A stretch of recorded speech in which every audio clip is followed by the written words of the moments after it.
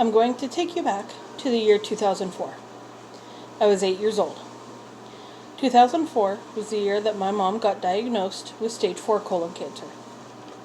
At 8 years old, you'd think that your mom would live forever. At 8 years old, I didn't know what cancer was. Why should I?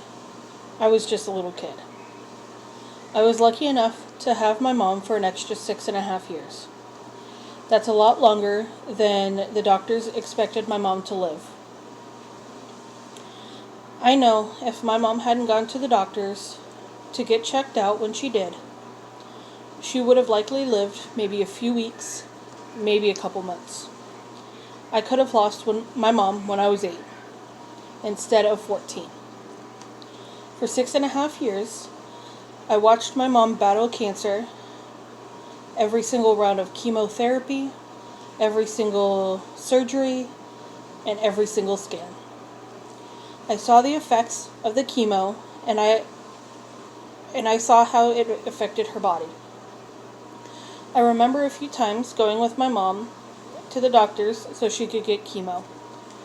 Being the oldest child, I had a lot of responsibilities placed on me. I had to watch my brother and sister a lot. As my siblings and I got older, my responsibilities changed. That meant cooking meals or heating up meals that were brought over to us on the weeks that my mom had chemo or after her surgeries. As the years went on, as my mom's cancer got worse, it was getting harder to process that she was actually going to pass away soon. The lasts I had with my mom were drawing near. I remember it was October or November of 2009. My pastors Mark and Rachel came over to my house. They, as well as my parents, sat down with my brother and sister and I. My mom basically told us that the chemo wasn't working anymore and there wasn't anything else left to do to help with the cancer. It was getting worse. I remember crying in Rachel's arms. I was 13, almost 14 years old at the time. I knew my mom was going to die soon. I didn't want to accept it, obviously. My mom was supposed to live forever. That moment was when things got real. Reality hit right then and there. That's when all of the last really happened. In the span of 4 or 5 months. Then, on March 25th, 2010, 2 weeks after my birthday, my mom went to heaven. I remember I was out of the house that morning, and when I came home, my dad came up to me and told me that my mom was unconscious and that it was probably time that she was going to pass. I remember that a lot of family and friends came over to my house. I remember Rachel being there, as well as my Aunt Carolyn. But for the rest of the family and friends that were there, I can't remember. A lot of that day was pretty fuzzy. I remember when you would talk to my mom, although she was unconscious, she could still hear you. And if you talked to her, she'd smile. I remember that if you had mentioned heaven or Jesus, my mom would smile. She knew where she was going to, and she knew who she was going to be seeing when she died. I also remember that in the last moments and in her last breaths, Rachel recited the Lord's Prayer. She took her last breaths here on earth, but took her first breaths in heaven, cancer-free, with her Lord and Savior. My life changed in that very moment. It's been 10 years now since my mom has passed. I still see flashbacks of that day pretty regularly. It hasn't gotten any easier since she passed.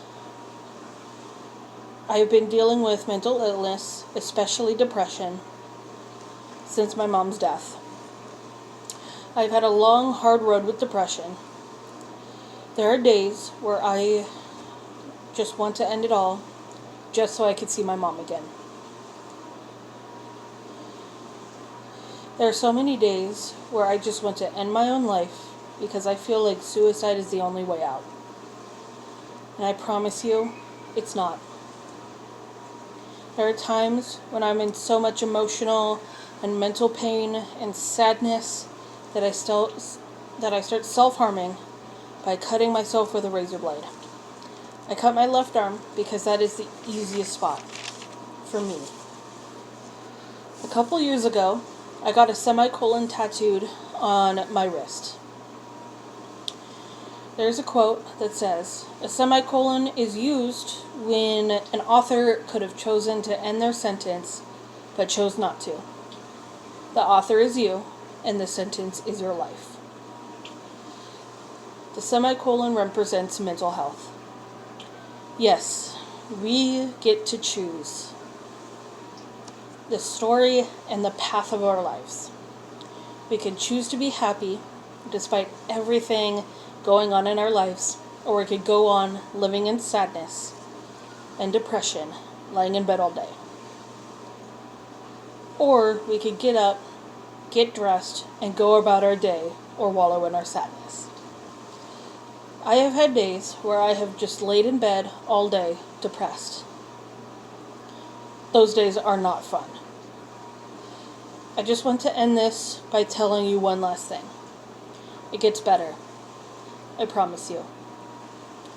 The scars will heal as much as you want to cut yourself more. Therapy helps too. You just have to find the right person who works best for you. Meds are your best friend. Sometimes certain medications don't work for you, and that's okay. You can always try different combinations until you find the right ones for you. Have a support group, whether it's a few close family members or friends. Just have people close to you who know your story, who can help you and listen to you when you need someone. Having those people close to you to be in your support group really helps.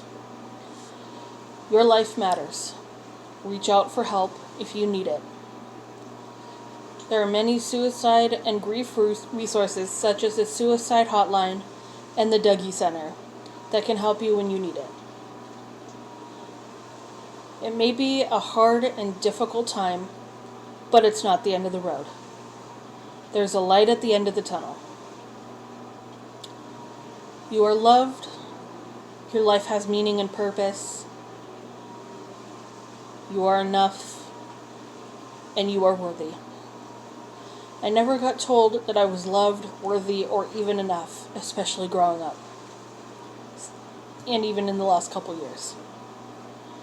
I have to remind myself daily that I am, and you are too. Life is too short to be sad.